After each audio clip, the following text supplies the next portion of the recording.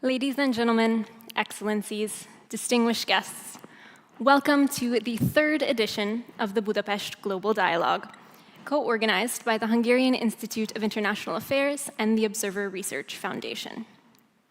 Over the years, this forum in the heart of Europe has grown into a truly global platform, bringing together decision makers, scholars, and other experts from across regions and disciplines. Since 2024, we're proud to have welcomed more than 100 international speakers and guests from 84 countries. This year's theme, Back from the Brink, reflects the precarious times we find ourselves in, as more and more cracks appear in the old world order. We've brought together a remarkable group of people, all of you, to think collectively about where we're heading and how we can navigate this moment to build a more resilient future. Now, to formally open this year's dialogue, please welcome first Gladden Papen, President of the Hungarian Institute of International Affairs, to the stage.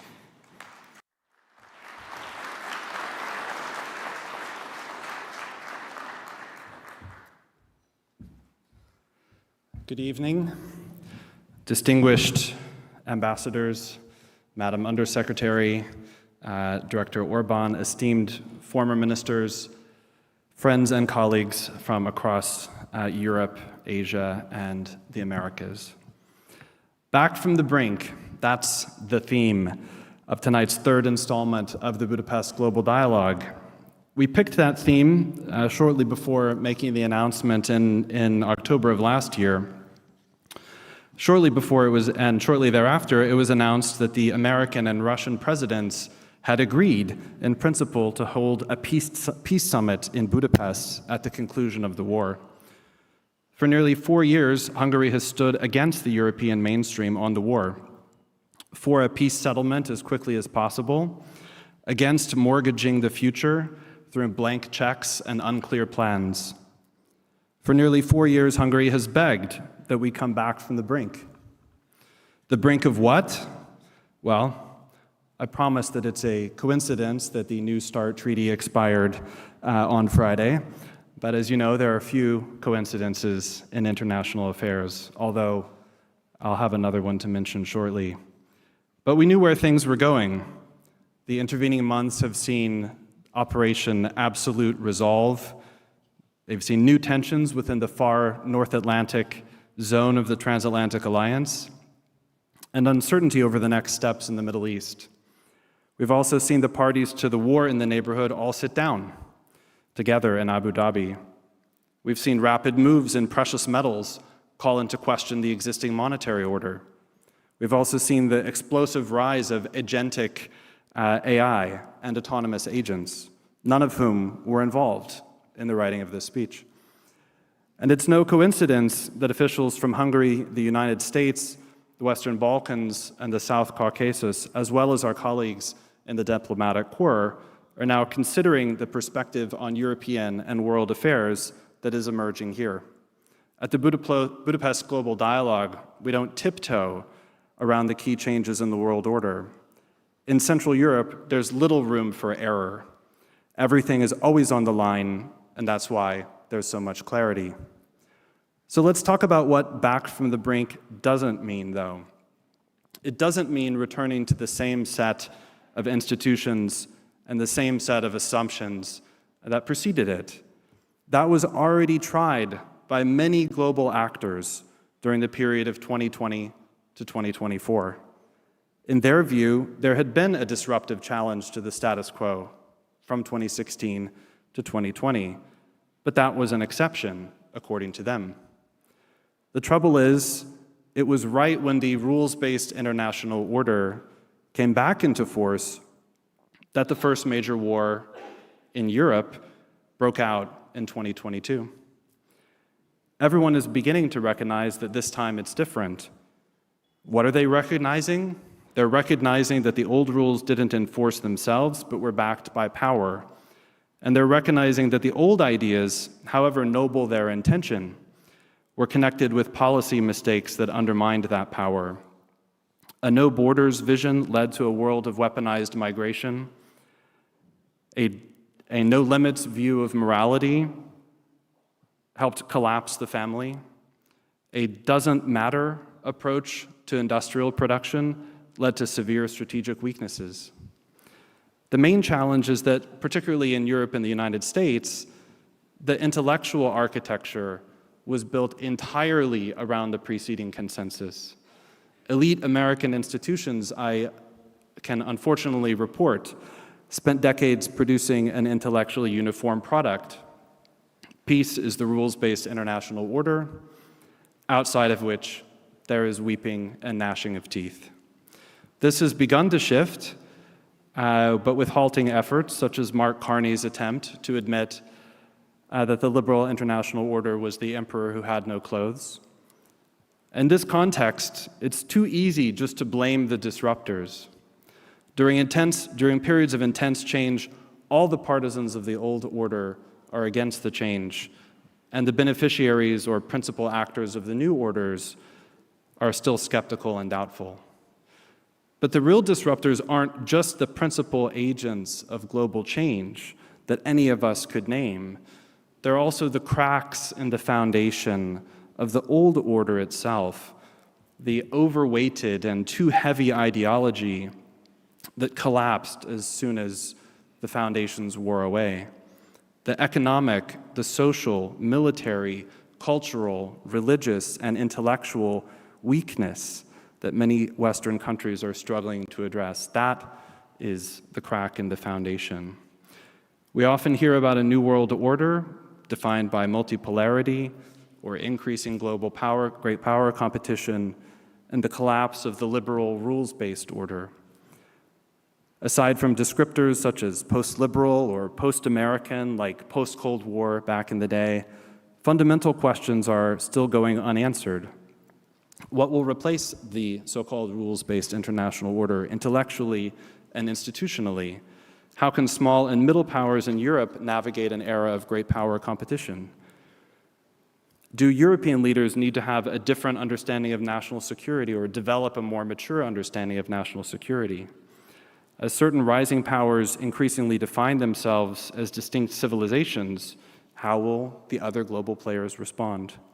It was in this context that, together with Samir Saran and the Observer Research Foundation, we created the Budapest Global Dialogue to look squarely at what's materializing: a new global security architecture, renewal of the global economy, technological competition as a new arms race, and tonight's theme, the crisis of values.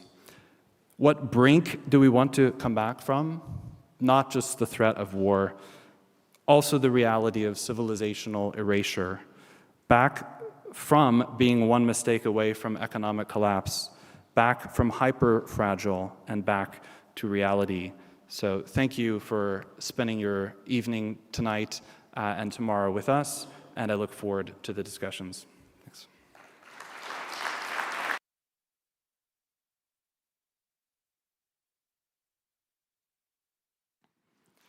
Thank you, Dr. Papen. We'll now hear from Samir Saran, president of the Observer Research Foundation.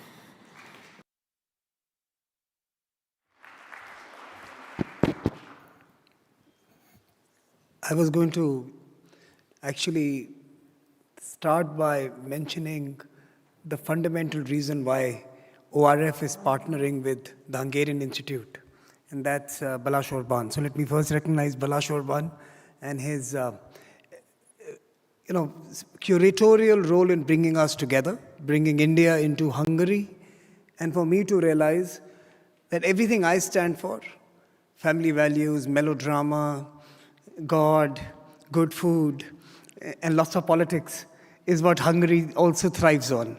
So in some sense, very far away, India finds home here. And I think that's something that's truly remarkable for me, that working with the Hungarian Institute is like working with another ORF chapter or vice versa. So thank you, Balázs, for bringing us together, and thank you, Gladden, for this partnership. I want to just make 3 points. All of us in the last year or so have been implicated by 3 words. Conflict over territory, and I think territory is big, territory is important, sovereignty is important, and all of us are, in many ways, learning how to rekindle, reimagine our relationship with this idea of being sovereigns, of belonging to land, and of engaging with what it really implies. I think we are rediscovering our relationship to the patch of real estate we were born to. And I think that's something really fascinating, that in the 21st century, we are having 2,000-year-old debates again. And it's important because I think we had strayed. The cloud had overwhelmed us. We were an IP address, and we were no longer a PIN code. And I think we are now finding a new balance between the PIN code and the IP address, between the land societies and the cloud communities. And somewhere in the middle lies the reality that we all seek. And I think that's one debate that all of us have been implicated by, the territory that is so important for sovereignty and for who we are. And I think that's the first point. The second, of course, is tariff. And you can't avoid the word tariff. And thank you to President Trump for making us all aware of the word tariff, because in some sense, it is an implication of the arrangement, economic arrangement itself, that had allowed for certain what I would call unsustainable practices. Now, you could believe in sustainability in many ways, from climate sustainability to economic sustainability to efficiency, and you could pick your own devil, and you could pick your own fetish, and you would come to the conclusion that what we were experiencing in the last 70 years was not efficient trade. And that is the reality. And in some ways, there were hidden costs that were attached and paid for by someone else, that was allowing certain communities to, in many ways, have existences and models that were unsustainable. And in many ways, what we are really doing is resetting the economic compass and are finding new ways of doing business again. Of course, there are going to be new winners and losers, but I think those who are agile and entrepreneurial are likely to do well, as in any instance when there is a big disruption. And we are watching that reset happening in the last 1.5 years. And if you have the chops, you're going to take the chances, and you're going to probably make the gains. So I think the second word is tariff. So territory and tariff. And finally, of course, technology. We are at the cusp of something dramatically different, and I think AI is just the tip of the iceberg, with quantum and with Edge AI, that when it eventually dawns upon us, is going to change the human society and its reason of existence itself. And in some sense, technology is going to change politics and families and our communities like never before. And again, it's something that we need to start discussing now, because we don't want to be in a situation where it's impossible to turn back the clock and move back into a different state. So that those conversations are important again. So I think in some ways, the back from the brink is actually not really coming back from the brink, but actually not getting to that place. And I think tariffs, territory, and technology, the three big words, are in many ways the cliffs that we need to be wary of as we navigate the new world that we seek to create. In India, in the last 8 months, since I was last here in June, Gladden, we've signed an FTA with the European Union, as someone says, the mother of all deals. But let me tell you that the largest gains to that trade agreement were made when Hungary was the presidency of the EU. So thank you, Balázs and team. We made the biggest gains to get to this FTA during your presidency. We have just finalized a wonderful trade arrangement with the US, I think less than a few days ago. And we are lucky to have the best ambassador in the business, Ambassador Gord in Delhi. White House's finest is now the American flag bearer in our city. And someone told me, how do you get the best ambassador in India? And I told them, because we paid the highest tariffs for a very long time. When you pay high tariffs, you get the best person. So in some sense, we've just concluded a very important trade arrangement with the US. And then, of course, we have a bunch of deals that we have signed, from New Zealand to Oman. And of course, now we are working with the GCC and Canada and many others. But what I'm really saying is that in each of these, fundamentally, sovereignty, a new economic argument and arrangement, and of course the overhang of technology and how it's going to affect all of it, is really, really going to be the central piece and central architecture. To discuss these three words and much more, I'm glad you're all here with us this evening at the Budapest Global Dialogue. Let's not get to the brink. Let's have good conversations before that. And thank you, Gladden, and thank you, Balázs, for hosting us. So thank you for joining us this evening.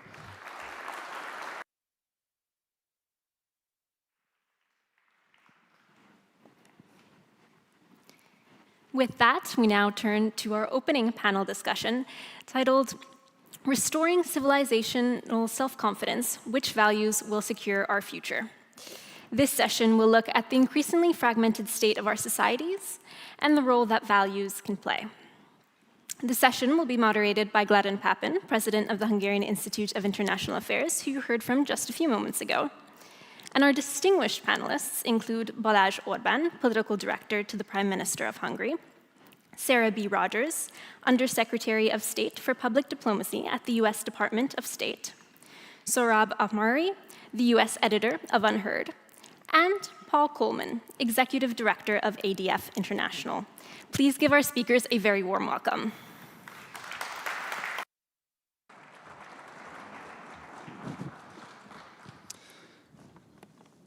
Thank you so much, everyone, for joining us for this opening conversation.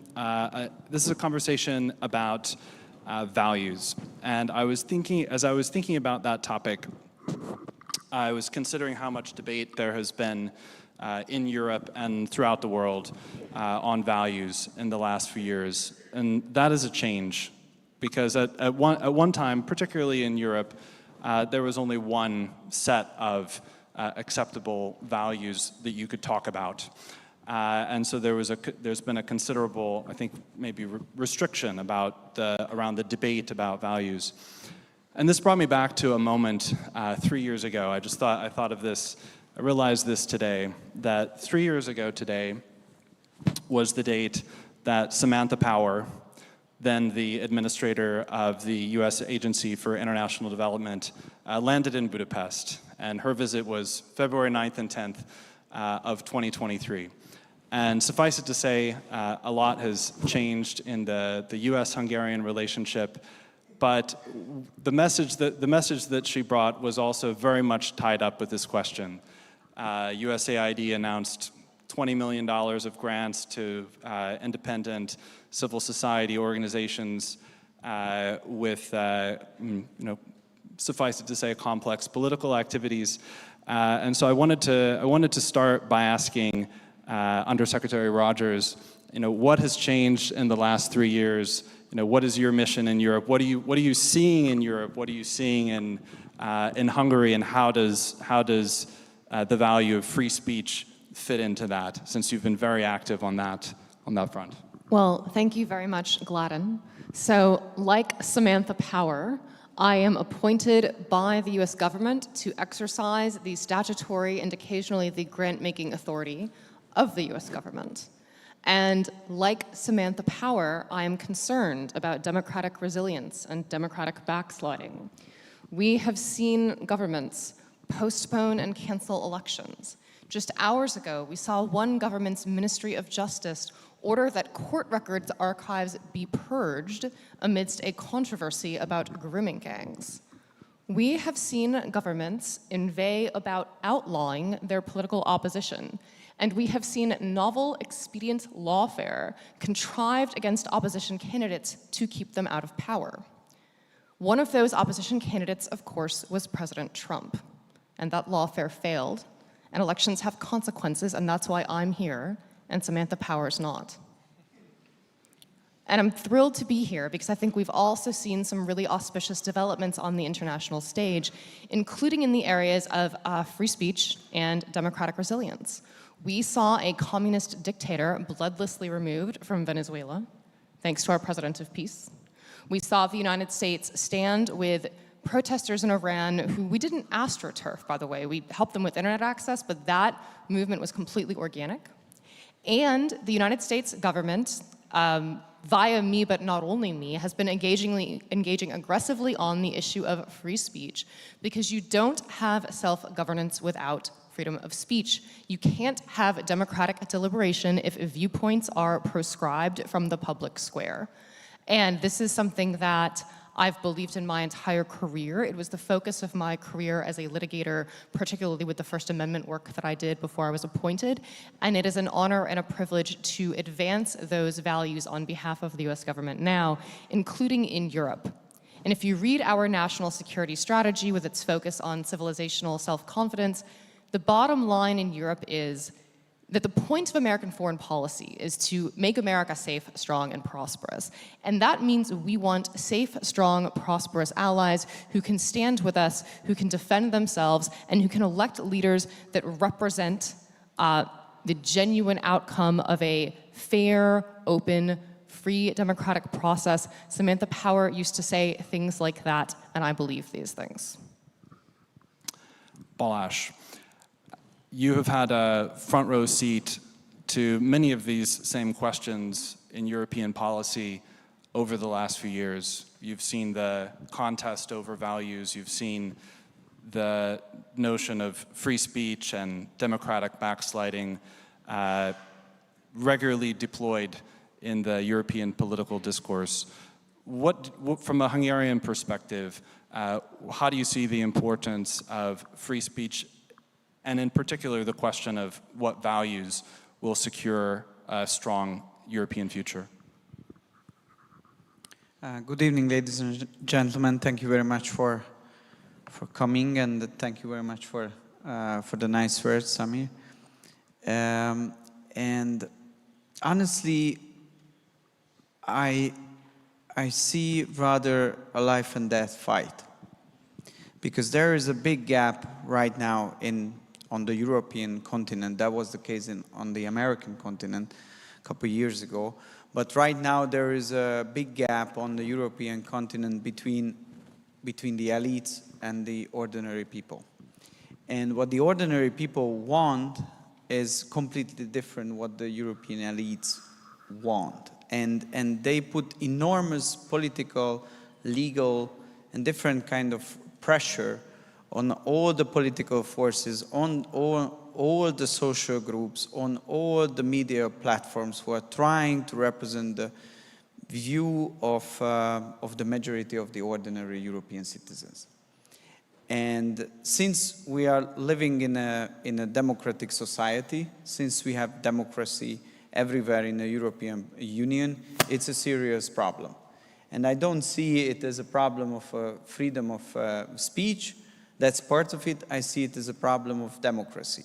So now what is going on, we have an unelected transnational European body which has enormous regulatory power, which is backed by the local elites who are actually having the most unpopular politicians of all time in Europe. Just think about the popularity rate of leaders of United Kingdom, France, Germany, or some other big countries.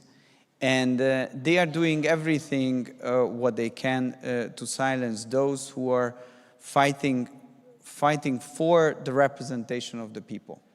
And this is something which is not sustainable. And this is something which is, I think it shouldn't be tolerated on the European level. So from our point of view, from the Hungarian point of view, when Samantha Power landed 3 years ago in Hungary, she was a representative of the transnational liberal elites, because she brought money and gave it to those organizations, media organizations, think tanks, and politicians who were ready to represent the view of the transnational liberal elite, even against the will of the people.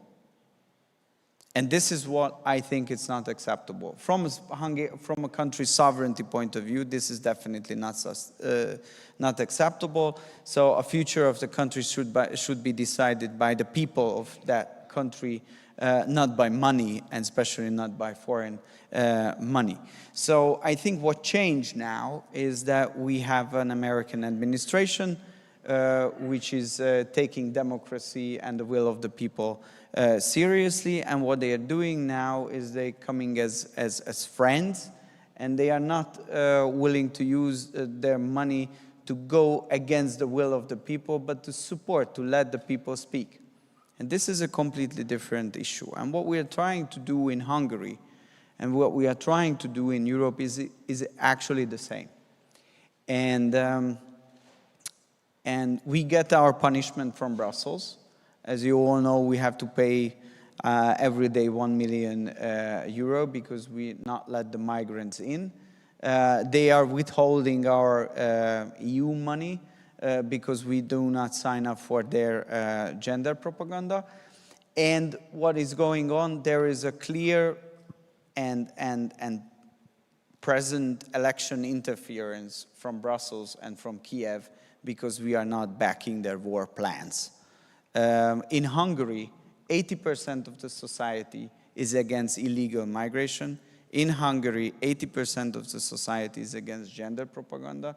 And in Hungary, 80% of the society is against the war and against the further financial backing of the war which is going on in Ukraine. So when they are doing this interference, they are acting against 80% of the society's will. And this is something which is I think, also unacceptable. What we can do, luckily, we are lucky enough to have elections in just 62 days' time, and I think the proper answer will be a democratic answer. So we have to create a majority, we have to create an election victory, and then we can prove to Brussels and prove to the liberal elites that this is not something, this kind of oppression of freedom or oppression of democracy is not something which is tolerated by the Hungarian people. And I think this is the best response.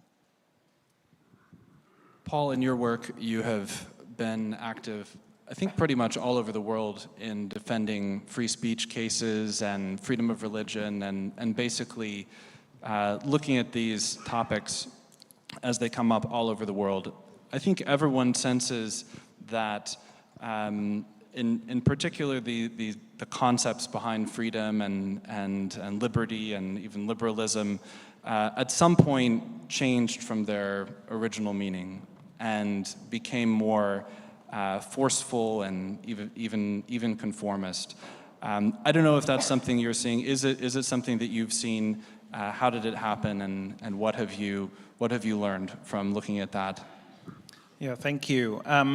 Okay, that's big questions. So I think that these values like freedom, we hear our politicians talk about these words all of the time. So in the UK context, our government talks about British values. Freedom is one of them.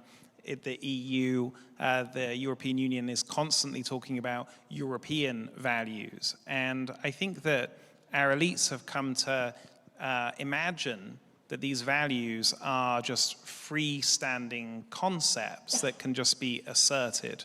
They are just sort of floating in the air. Everyone agrees. They're tethered to nothing. And so I think what has happened over the past few years is that these values that sound nice, that sound good, have become completely disconnected from any root, from any foundation. And they're just being asserted as buzzwords by those in power. Freedom would be an example of one of these words that's been twisted and contorted against its original meaning. Another, probably the word that is used most in terms of values today, is equality. Well, what does equality mean as a value, as a phrase, as a term? On this continent and across Western civilization for millennia, we understood the idea of equality as being something grounded in the Imago Dei, that we are made in the image of God. It was that foundation that gave us an understanding of the word equality and what it means. And however imperfectly we practiced that over the centuries, we at least were able to connect the value of equality to something foundational. By cutting off these values from their foundation today, we run the risk of just using these terms to advance whatever position we want for those in power. So today, equality means men, rapists in women's prisons.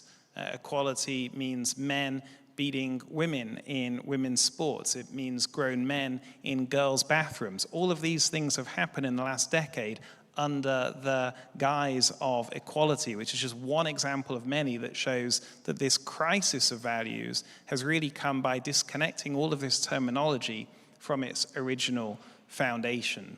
I think Ayaan Hirsi Ali said it best when she said that Western civilization is like a cut flower. So if you imagine a flower looks beautiful when it's in the ground, it's connected to its life source, its root, but you cut that flower, you put it in a vase, it still looks nice for a while, but eventually, disconnected from its source, it will die. And I think that's what we are seeing play out in real time today. Our values have been cut off from their life source, and we're seeing the slow death of what's happening on our continent across Western civilization as a result. Saurabh, you've been giving a lot of thought in your recent work to the nature of American democracy in particular, and European and Western democracy in general. A lot of people, when they write about this question, the question of values, point out that there's a much more polarized feeling in Western democracies. People somehow no longer feel like they're referring to the same country when different sets of people talk about it. And as I think you've pointed out, this marks a kind of difference from earlier stages of Western history where, well, maybe there's a more democratic take on equality and a more Republican take on equality or on liberty or on any value. But it seems that this center is being lost. So what's happening? Why did it happen? And how are you thinking about it? Like how can that sense of a shared space be restored, some type of foundation? Yeah, well, thank you for having me. It's a pleasure to be here and to share this distinguished panel. Look, I come to you as in a way as an exile or a refugee or a penitent former spokesman for the old consensus. I used to be a Wall Street Journal editorial writer, and our worldview wasn't all that different. The kind of pre-Trump right wasn't all that different from Samantha Power's worldview. About a decade ago, maybe a little bit less than that, something clicked for me where that was not working. And it touches to your question, which is, you might walk out of a meeting at Freedom House or the National Endowment for Democracy, and you're talking about, minority rights in Kazakhstan, and then you step out into Washington, D.C., and it's a Washington, D.C. where there's, lots of homeless people on the streets, where the public spaces smell like drugs, like they smell like weed, and 100,000 Americans a year are dying as a result of opioids, and a little bit later, the scourge of fentanyl.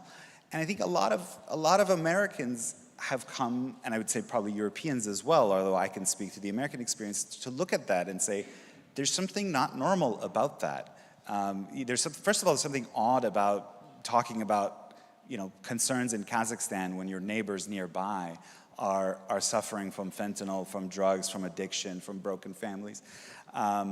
But beyond that, I think we're seeing a return on both sides of the Atlantic to this idea of normality. I am writing a book about normal. I hope you'll preview it. You buy it on Amazon. And I won't bore you with the technicalities of where we got the word normal, although I think they're really fascinating. The short answer is it's not an ancient word. It's not like justice or good. Every language has some version of that stretches back millennia. Normal is a 19th century kind of scientific word. It's a word that is born of statistics.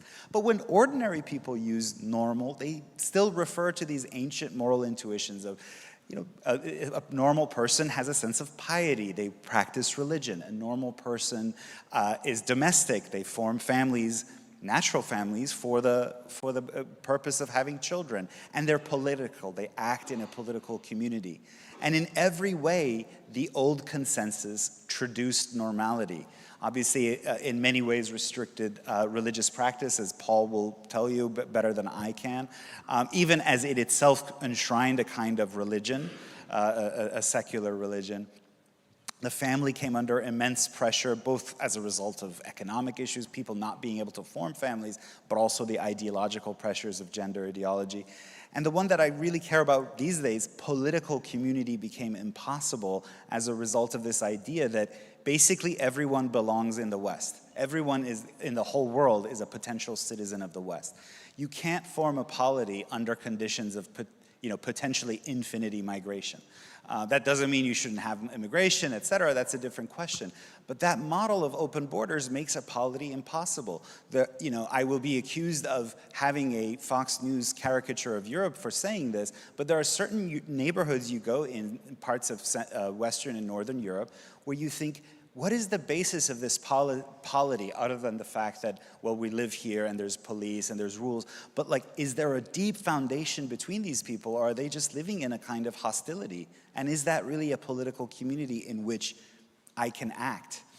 Even as an immigrant myself to the West, I voted with my feet to come to the West, not to a kind of multicultural bazaar. So all of these have been under immense pressure. But normal has a way of reasserting itself. It's like the repressed. It doesn't stay repressed long. And so I think we are seeing, on both sides of the Atlantic, through mainly democratic channels, a reassertion of the normal, and that's a healthy and good thing. And there are things that the right can do to guide that, and I think if the left is sane, it will give in more. I'm shocked to the extent that in the US on the immigration question, the left seems to be reverting back to its former kind of Biden-era status quo ante. It's, even whatever you might think of this or that immigration enforcement tactic, the American people are not ready to go back to, potentially infinity migration. So eager to unpack that with all of you. Thank you. Sarah, I think we've all heard many different accounts of what censorship is over the years. I mean, I think of George Orwell, 1984. You imagine a kind of oppressive and obvious apparatus that's explicitly, shutting things down. What's the reality? You're basically tackling this area now. What's the reality? How is it working?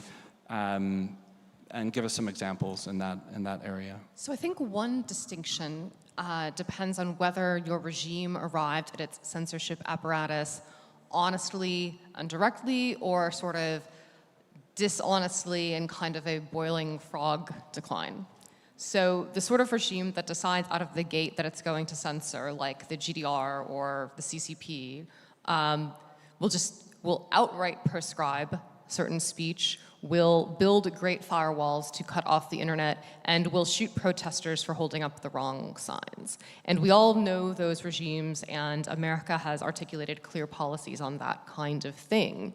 But the sort of insidious, sometimes soft, sometimes indirect, but ultimately quite encompassing censorship that we've seen in the West is different. Often there's a tendency to diffuse and disguise responsibility to avoid political accountability. So for example, the structure of the EU Digital Services Act is that the responsibility of flagging content to be suppressed is outsourced to these NGOs, which are funded directly or indirectly by the government, and then laundered through platforms that are under direct and indirect political pressure to comply.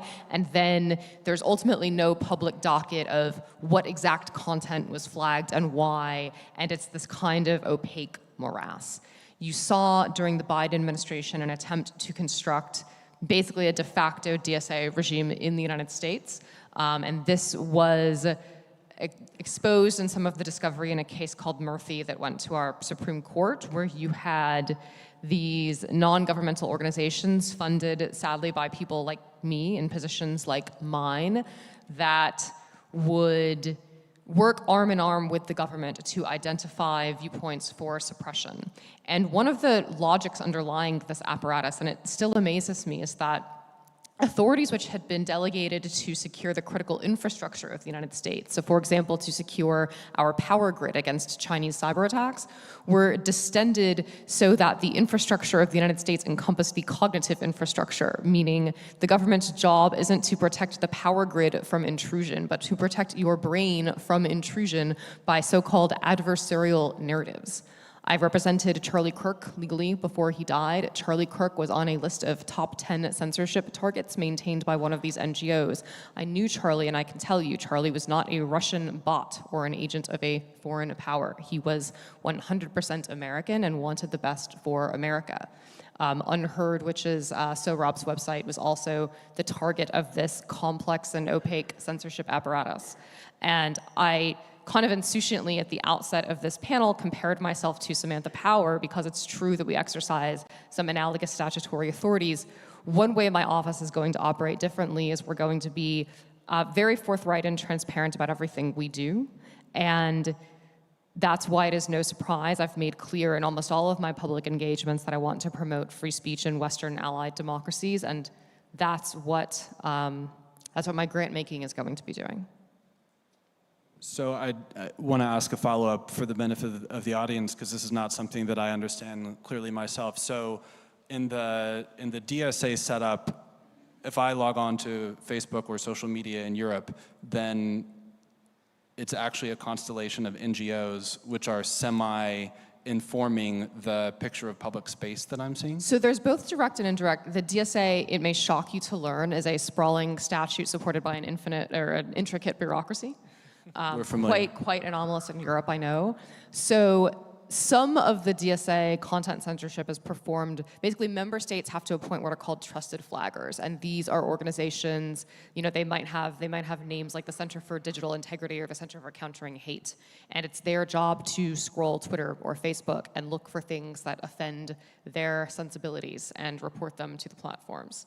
And then the platform is required to allocate to the trusted flagger a sort of priority action channel. We saw the Biden administration attempt to create the same structure in the United States, where if one of these deputized, anointed NGOs reported Charlie Kirk's tweet, I won't name individual Twitter executives because that's very in the weeds, but they would act on those at a higher priority because it was coming from the government. So that's one channel under the DSA, and I think an interesting critique of it would be that if the government admitted, like if you just had a list of tweets that the government says were not allowed to exist, like no, you're not allowed to say this about the grooming gangs in Britain, for example, and I, the British government, am telling you can't say it, there might be more democratic transparency and accountability. Just like President Xi saying you're not allowed to tweet a picture of Winnie the Pooh. Right? But you don't have that. You have this opacity and this diffusion of responsibility. That said, the DSA, and not just the DSA, but other European censorship laws have direct censorship mechanisms too. So under Article 34 of the DSA, designated platforms, coincidentally or not, almost all of these platforms are American, have to do this elaborate risk assessment architecture where they take into account, for example, the risk of hate speech or disinformation on their platforms. And obviously, unlike some American statutes, the DSA does not give safe harbor for compliance if you check discrete boxes, but it kind of hints that if you follow all these voluntary codes of practice and you have adequate risk assessments for all these things, then maybe the massive fines are less likely. And so there are all these pressures exerted to choke off speech. And I don't think every single European policymaker who votes for these kinds of measures fully intends the full gamut of censorship that results. Maybe some of them do, but I think a lot of them are acting in earnest and in good faith in the moment, thinking, oh sure, we want algorithm transparency and we want to suppress hate and incitement, and these things get very vaguely defined, and the responsibility for moderating them is diffused and disguised, and the NGOs in the ecosystem that do the work are very ideologically slanted, and this is the result that you get. Unheard.com gets demonetized, basically. Paul, did you want to weigh in on that one too, or on the censorship question, I think? Well, that was a great explanation. And I think just to maybe join together with what Sohrab said in terms of this return to normal, and when you were saying it, Sohrab, I was thinking, if you imagine that normal is like a balloon that you blow up and then it's like underwater, that balloon wants to come out again. It wants to bubble up to the surface. And what we're seeing with the censorship apparatus across Europe now and around the Western world is a forcibly pushing that down and preventing it from happening. And so all of this architecture is designed essentially to stop that from bursting out. And it is brazen in some areas, and we see this particularly, I think, in the UK context and in Germany, where the officials are just openly admitting to dawn raids, arresting people in the middle of the night. But the challenge in the digital age, as was outlined, is just how complex this whole area is, which makes us almost unable to understand what's happening to us. You can't see the speech that you never received, and so you don't really know what's happening. But essentially, the desire from our elites to have narrative control through the mechanism of content moderation and countering vague and undefined terms like hate speech and misinformation, disinformation, is preventing the people from being able to say what they want to say and vote the way that they want to vote. And eventually, it will blow up. I mean, you can't suppress it forever. It will blow up. And the longer they force it down, I think the worse it's going to be. Balázs, building on the last couple of comments here, are we getting closer to that kind of backlash in Europe? I'm thinking of something that Sarah said, which is that many people, many officials, even when they passed these regulations, maybe didn't think about the consequences. And as you think about the development of Europe in the last 10 or 15 or 20 years, it seems that many things have happened in Europe that nobody voted for and that nobody asked for, and that maybe even did anyone vote for higher energy prices? I don't know. Probably not, because no one would. So what happened there? And is the bubble getting closer to coming back to the surface, as it were? Now I'm stealing Paul's metaphor, but basically, is Europe in this? Did Europe choose to get where it is? Well, are we closer to the backlash? It depends on whether we are going to be successful or not on the leadership change on the European level. Because right now, as it was mentioned by the distinguished panelists, these decisions and these regulations are not came from nowhere. They were decisions of the Brusselian bureaucrats and the transnational institutions. So these are the laws which were made by them. And so the reality is that we need, and actually these are operating as political tools to maintain their political power. This is how they could gain control, and this is how they want to keep control and keep power. This is how they want to manipulate the democratic will of the people. So I think we have one chance, one opportunity. We have to have a new leadership on the Brazilian level. And with the new leadership, with the with a renewed democratic mandate, they can have new regulations. Otherwise, it's not going to work. As many of you know me, I'm a guy who doesn't want to save the world. I just want to save my own country, Hungary. I'm a hyper-realist person, and this question only bothers me from the sovereignty point of view.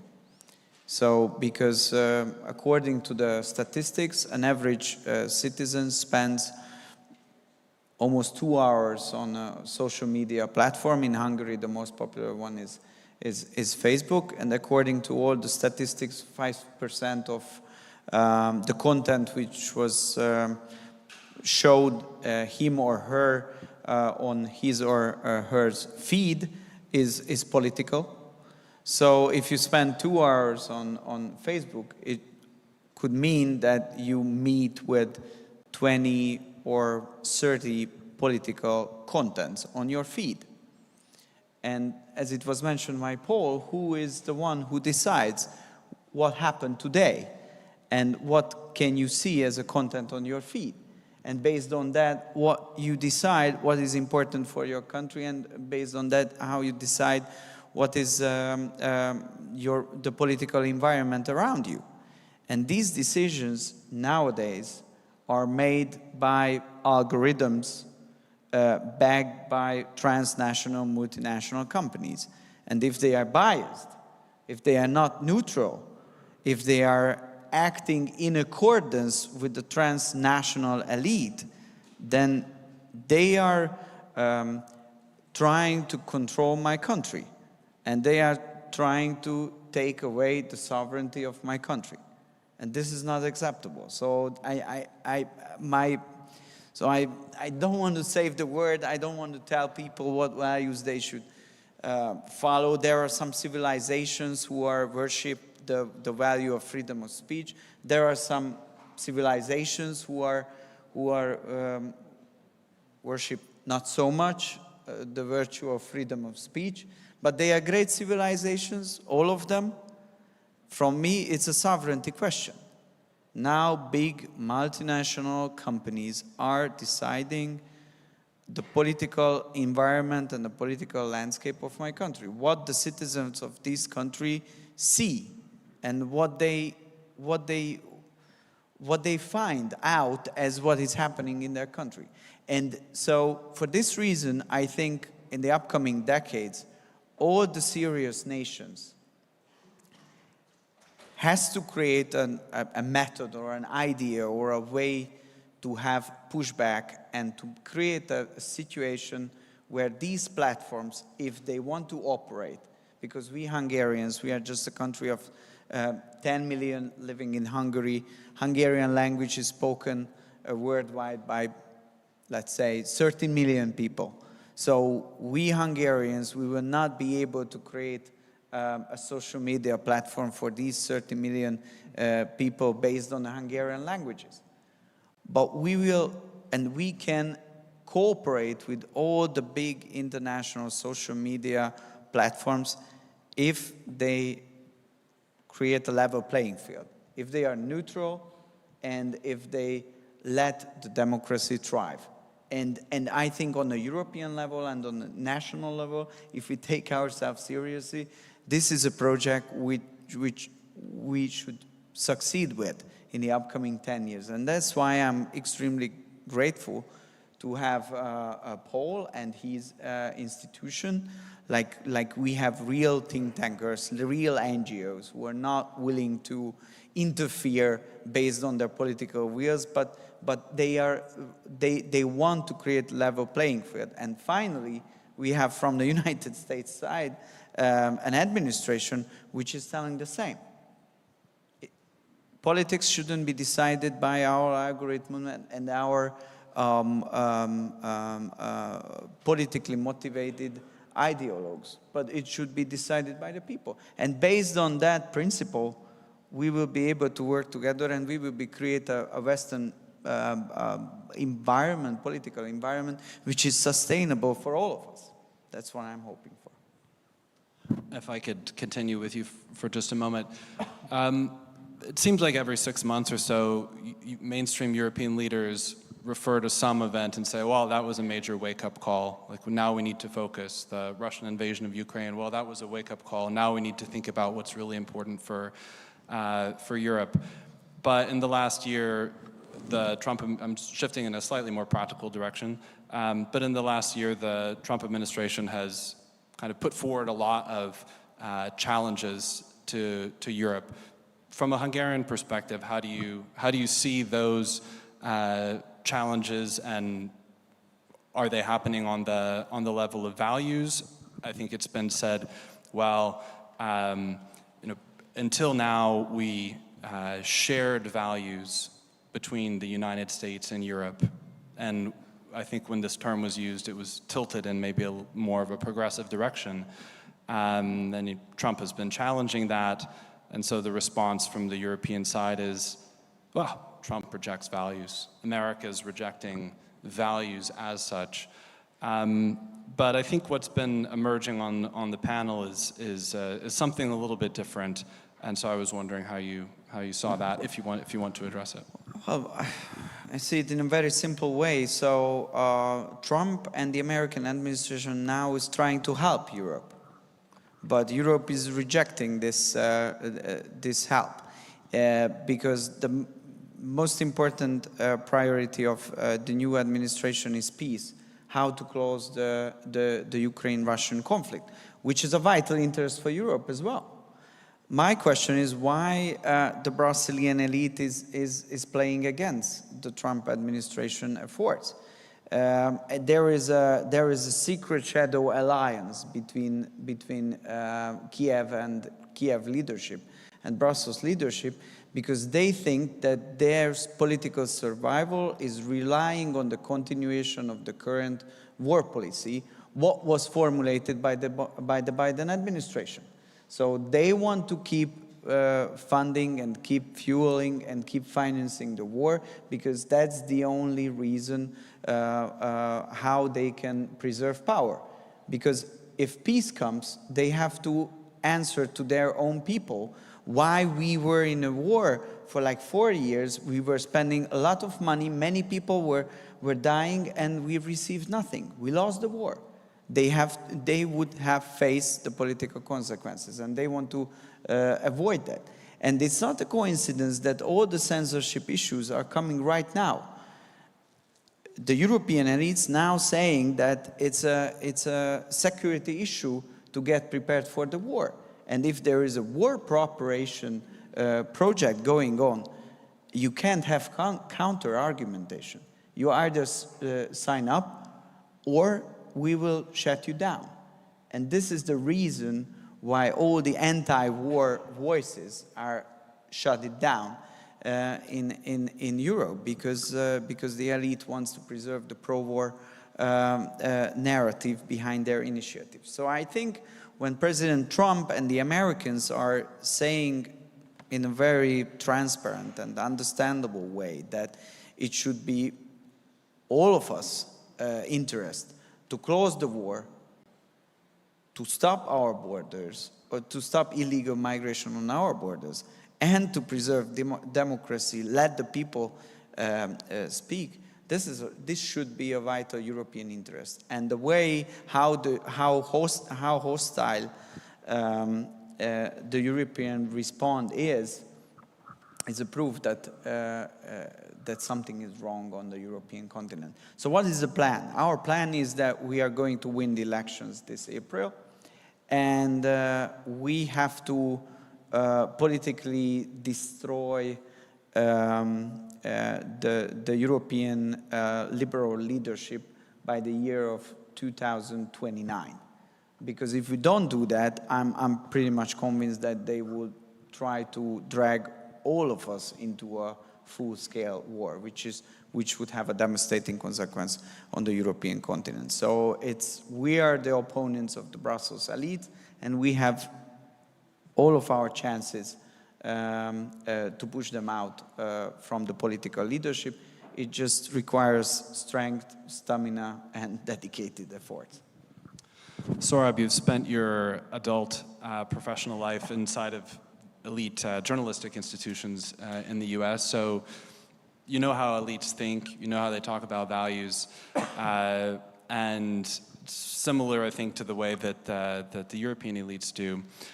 Is that changing at all? Like a few years ago, basically a kind of woke liberal progressivism was totally dominant in the American elite. That is values. To not embrace that is to fail to have values, is to be bad. But there's been a kind of backlash. Sometimes it's not clear how far it goes.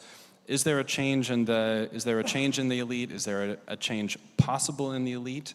And what should they be learning from an alternative perspective about the values that are really necessary to restore a more normal and a more normal society that everyone can invest in?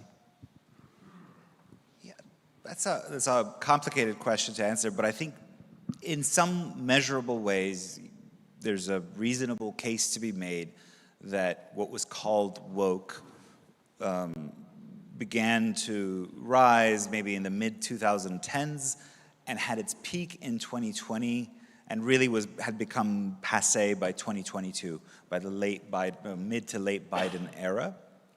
There are measures, like when I say that, the use of really charged ideological phrases like systemic racism in the New York Times.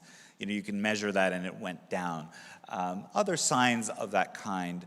But when I talk to, I would say, the center-left elites, I still find that they will not have a coherent account for why those ideas that they championed were bad, but rather they just think, well, we're not going to talk about them, or we're going to talk about them in a different way. And you hear that, for example, they know, for example, that Paul mentioned it, that biological men competing in women's sports is really unpopular. It's like a 70-30 or 80-20 issue against it.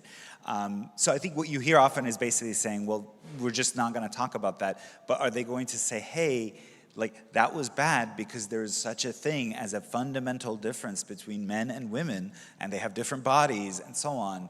No, I think they're not going to have a reckoning. So I think there's a chance that those ideas in a different context, maybe it's already happening, will make a comeback. Likewise, with immigration, you often hear them say, well, yes, we have to have control over the border. But what they mean often is, we need to have an orderly way by which millions of people can come into the country, rather than people just don't want so much immigration.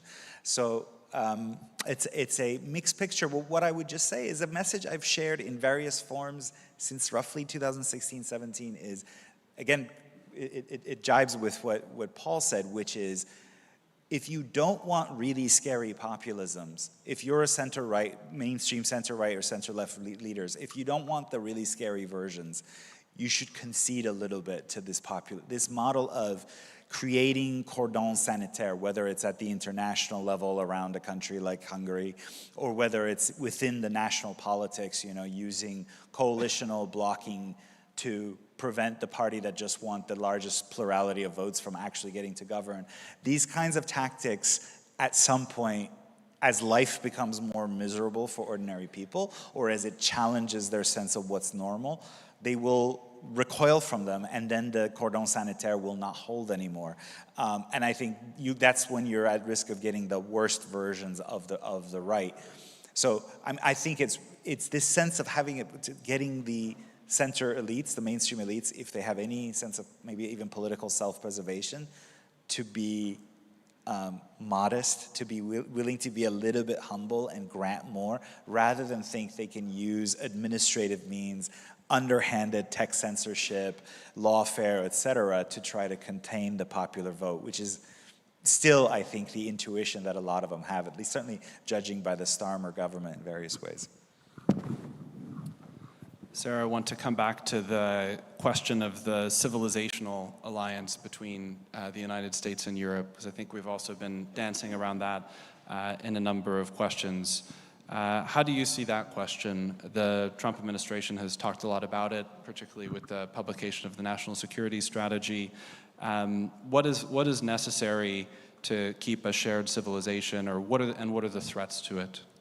To shore up the shared civilizational roots of the United States and Europe is to permit genuine democracy in some of these countries, because we've talked about the Trump administration and Europe being at odds on some of these policy issues, on mass migration, on online censorship, on sovereignty, on the family. But the truth is, the Trump administration is sometimes at odds with Brussels on those topics, but if you look at the polls in these European countries, we're not at odds with the plurality or majority of Europeans.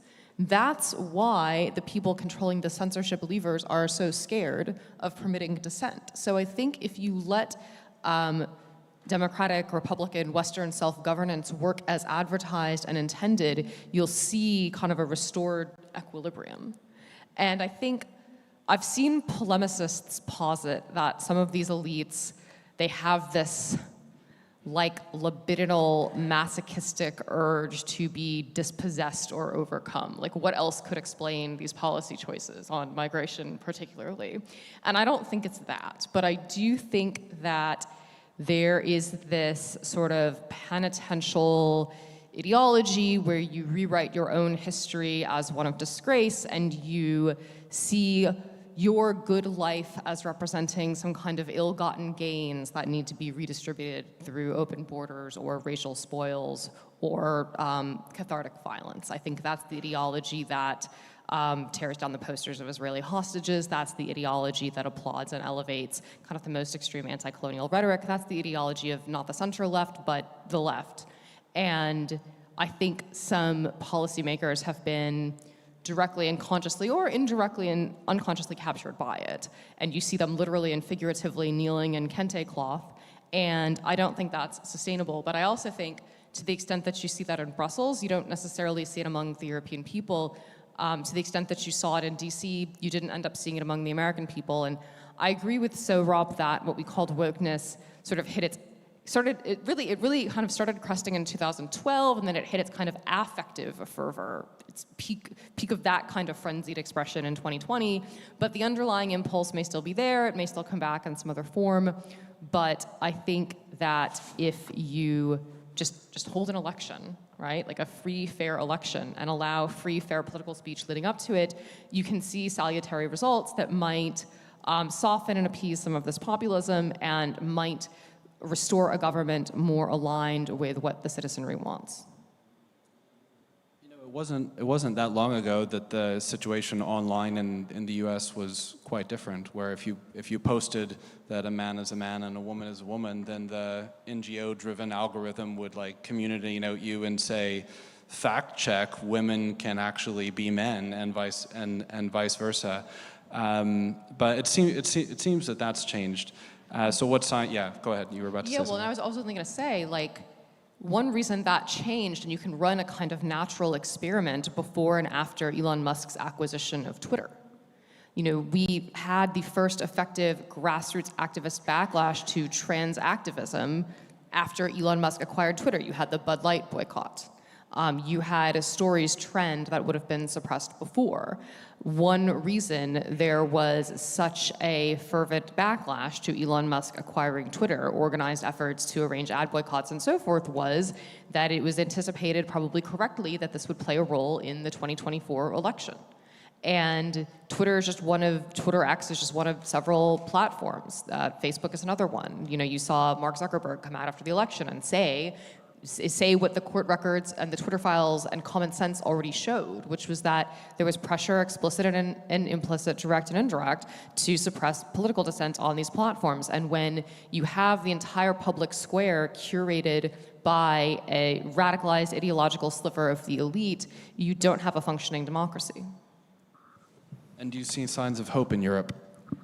I think in the same polls you see signs of hope, but I really do think that the internet censorship issue is kind of the existential choke point. Because if the censorship apparatus, the censorship class kind of gets its claws in and intimidates these companies to the extent that it aspires to, then you can distort democracy in frightening ways. And that's one reason I've made this fight such a priority for my office. Lightning round of final comments, Paul. Well, I completely agree with that. So I'm a free speech lawyer here in Europe, and the reason that that's what I spend my time doing is because I believe that it is so necessary for everything else that we would want to talk about, that we would want to achieve. And I think that, in my view, to piggyback on the question of hope in Europe, I think, and why Back from the Brink is such a great title, I think the next 4 years in Europe is going to determine the next century and potentially beyond. Almost every major country in Europe will have an election by 2029, including my home country of the UK. And almost every single country in Europe, the people are crying out for change. They have been voting this way and calling for this for so many years, and in the next 3 or so years, I think we're going to see, will that give out? Will the balloon, so to speak, break from the water, or will the digital sensors win and usher in this sort of age of AI-fueled digital facial recognition surveillance dystopia? And that is the fork in the roads that I see over the next 3 years or so. And it is a battle of life and death, as Balázs said. It is all or nothing. Just very quickly, I think we also have this opportunity to see what the populists now, insofar as they've been admitted into the halls of power, will do. I mean, there's this surreal aspect to Davos gatherings now, where it used to be that the populists were often like on the sidelines haranguing the mainstream politicians and business leaders as they went inside, and now they're the ones wearing the lanyards and kind of part of the mix. So what will they do with that? I think the caution they need to have is, in a way, to be vigilant about their new friends in the corporate and tech world. Mark Zuckerberg didn't fundamentally, and I would say even Elon, didn't fundamentally change their worldview, right? That there's a reason why Mark Zuckerberg believed something in 2023 and then suddenly seemed to change his mind in 2024. So populists need to actually use the power they now have to hold corporate power, insofar as they can encroach upon speech, accountable as well, rather than being cheap dates. Thank you. Well, as we see Hungarians, the age of neoliberal world order is over. Something new is coming. Probably, as we try to describe it in Hungary, we would call it an age of nations, which means that every single nation, which is only those nations can be successful who are able to preserve and protect their own sovereignty, their way of maneuvering. They are not ideologically motivated anymore. They are hyper-realistic, hyper-nationalistic in a good way, and they are act in accordance with their own interest in the field of security, economy, energy, and so on and so on. So I think in many ways we don't have the answers yet. But what we see that if you want to be successful, this is the way of thinking. This is the mindset you need to adapt to. And it's not only true in the case of superpowers like US or China or India or Russia or some other superpowers, but this is even so the case with mid-powers or smaller countries. And everybody has to invent and execute a strategy which fits to these changed realities. How to preserve your sovereignty, how to preserve your way to decide your own future, and how to create a balance between a big powers through which you can protect your citizens, preserve peace, and create an opportunity for economic prosperity. And honestly, I'm very grateful to have you here, and I'm very grateful to have events like this, because it shows us that Hungary and Budapest is getting to be one place of this kind of thinking. So if we can meet here every year, then things are not lost. This is why I'm grateful. Thank you. Thank you so much.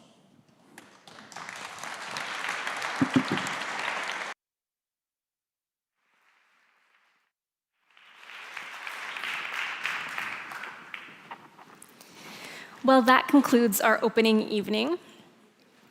We will reconvene here tomorrow morning for another exciting day of the Budapest Global Dialogue. We'll kick off with a keynote address by Péter Szijjártó, Hungary's Minister of Foreign Affairs and Trade. From there, the day will take us through some of the defining battlegrounds of our time, including global security, energy geopolitics, technological competition, and the future of the international economy. We'll also hear from 3 more distinguished keynote speakers. Please note that tomorrow morning, all guests will need to be seated by 8:55, so make sure you arrive on time. Now, we invite all of you to join us at the standing reception just outside these doors, where you can continue the conversation. Thanks again for joining us today, and see you back here tomorrow, bright and early.